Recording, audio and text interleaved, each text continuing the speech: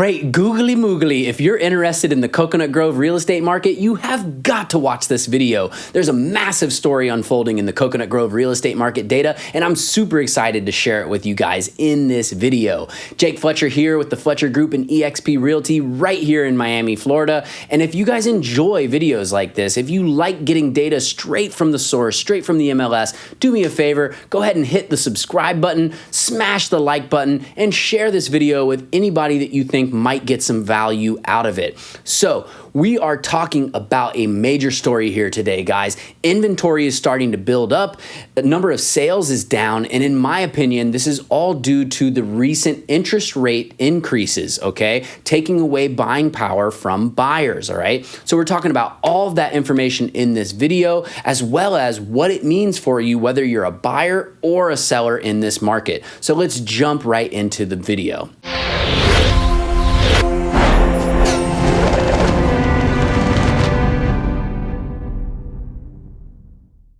All right, thanks so much for watching this video. All my contact info is below, by the way, if you have any questions about Miami, the real estate market here, or you have any needs whatsoever in the Miami real estate market. So let's jump right into the video. First things first, we want to talk about the active number of listings versus the number of sales. You can see the long-term trend line there of active number of listings going down, down, down, down, down on the green line. But recently, since around the beginning of this year, slowly starting to go up until this last month, it started to go up very drastically, right? So number of new listings, number of active listings is up, while at the same time, we've seen a sort of long-term trend line of sales going down, right? As there was less inventory to buy, there was less and less sales. Now that there's more inventory, we're seeing that that number of sales actually decreasing at a pretty significant rate, okay? So sales are down, number of listings are up, all right?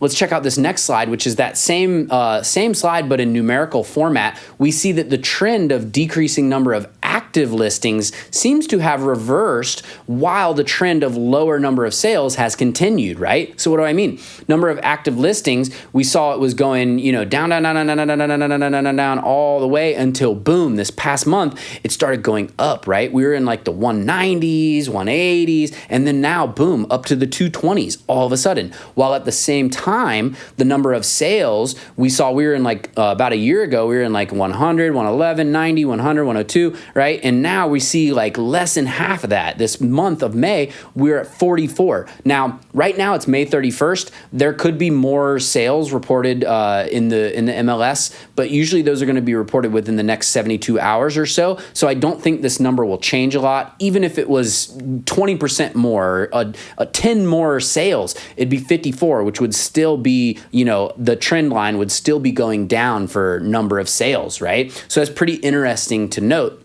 Let's take a look at this next one here, which is number of new listings versus the number of sales. So this is actually over a longer period of time. You can see since 2018. And then you can see here at the beginning of the pandemic, there was an increase in sales, boom, in the blue line there, boom, that was followed by increase in new listings, right? Then we see that listings in the green line there dropped, right? Number of new listings dropped into the floor there, because people didn't know what was Armageddon, what was going on, right? And so did the number of sales, right? Which makes sense because as there's less options to buy, people are going to choose to sit it out and wait a little bit, right?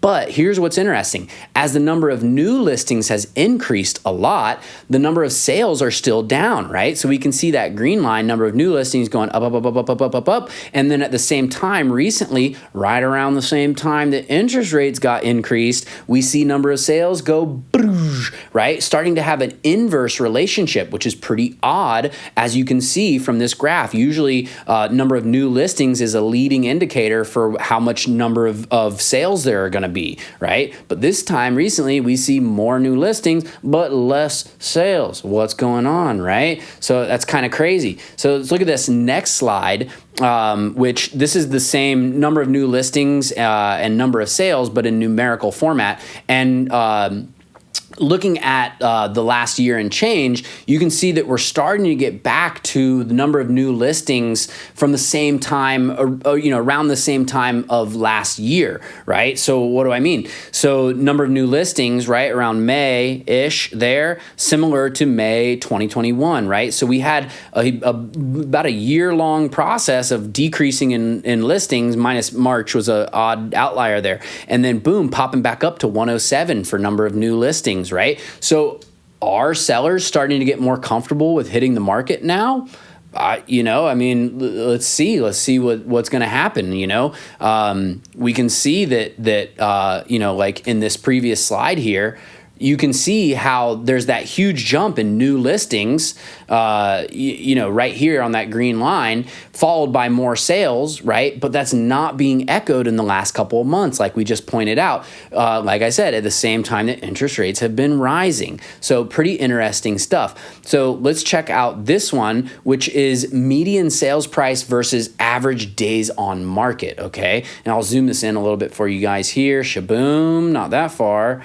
Now, you can notice here that the increase in days on market that's happened since interest rates have increased, right? So right here, boom, you got, right around April, that's when interest rates started to go up. And then days on market, which is the amount of time that it takes to sell a property, started to increase, right? So there's a long-term trend of it going down, down, down, down, down, down, down over the last, year and change. And then just recently, we see boom, it started to go up. It's starting to take a little bit longer again to sell these properties. But the overall trend is still down for days on market. It is still taking a very short amount of time to sell things.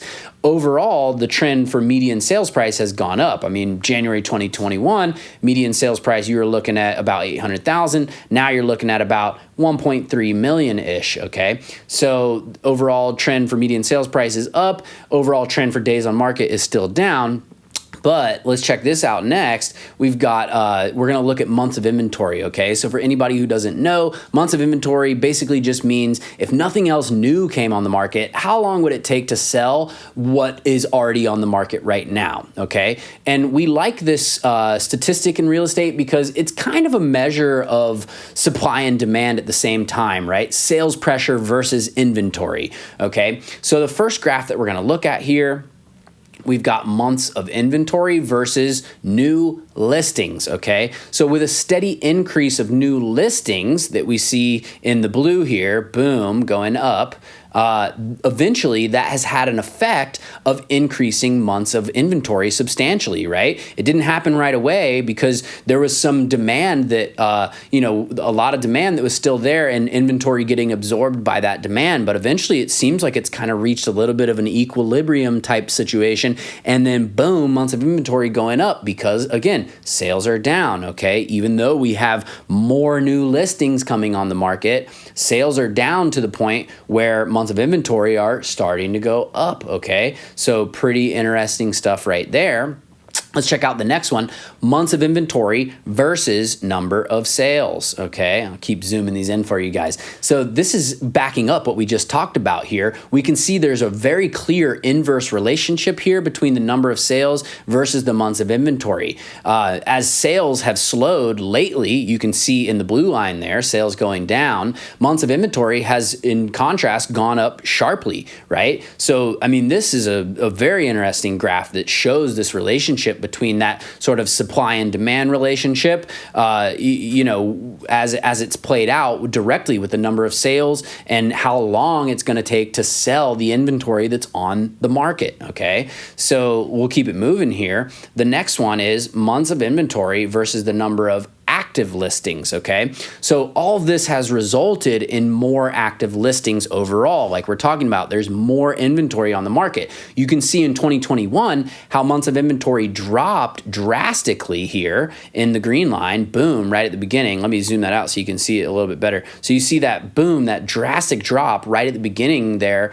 of 2021, and how months of inventory, how number of active listings in the blue has steadily slightly decreased over the past year and change, okay? So months of inventory dropped drastically as number of active listings decreased because sales pressure was steady, okay? And now it's starting to finally turn the other direction. What does that mean, right? So the number since basically you can kind of see the steadiness here, the months of inventory, right? Even though there was a lot less number of active listings, there was such steady demand of people wanting to buy whatever they could get, right? That months of inventory was still staying kind of steady, right? There wasn't so much demand that it dropped below this point, but at the same time, there was enough demand that months of inventory wasn't going back up. But it's starting to turn around the other direction. Months of inventory is going up here now in that green because there's more active listings and not enough sales pressure to keep months of inventory going down, right? So this is really good news for a healthy real estate market. So what does all this mean? Translate this into English for me, please, Jake. So what this means if you're a seller is the time is now, okay? Like literally right now. If you were thinking about selling in the last year or two, recent history, the time is now and you're potentially almost out of time to sell at the top of the market, it would seem, right? So if making the most out of your sale means a lot to you as a seller of a piece of real estate, go ahead and do whatever you need to do to get that property on the market ASAP, right? Make your repairs, do whatever you got to do, but get that thing on the market soon because we're starting to see that as interest rates have raised, it's starting to have the intended effect of cooling down the market a bit. Buyers are losing, purchasing power. Demand is starting to decrease, right? And we're starting to see inventory building up. As inventory starts to build up, you as a seller have more competition, which means we're going to see more and more price cuts. We're going to see eventually median sales prices are going to start to level out, right? And who knows exactly what's going to happen, but in my opinion, we are poised for some type of real estate correction. So if you're a seller, now is the time, okay? What does this mean if you're a buyer? If you're a buyer, I highly encourage you to keep the faith. Persistence and awareness in this market are super rewarded, okay? If you're somebody who took a step back onto the sidelines because you're like, hold up, let me wait a second, see what happens, prices are crazy, inventory, there's nothing to pick, start getting back into the market, right? Not saying go write an offer today because this is your last chance, but you're starting to get to a point where you're about to have more chances to be able to actually compete in a meaningful way. You might not be able to get any significant discounts per se from the list price yet. You might, but might not necessarily be able to have too much bargaining power per se, but the competition is softening. So it might be much easier right now to win the house that you actually want than it would have been like a year ago, right? So I hope this video was helpful for you guys. Like I said, Jake Fletcher, Fletcher Group, eXp Realty, Miami, Florida. All my contact info is below. If you guys liked this video, if you get any type of value out of this, definitely do me a favor, hit the subscribe button, make sure you ring the notification bell so you get my videos when they come out. And what would really be awesome is if you smash the like button and then share this video with somebody who you think might also get something out of it. So that's all I got for you guys today. If you have any questions, like I said, all my contact info is below. And until the next time, I hope you guys are winning. Peace.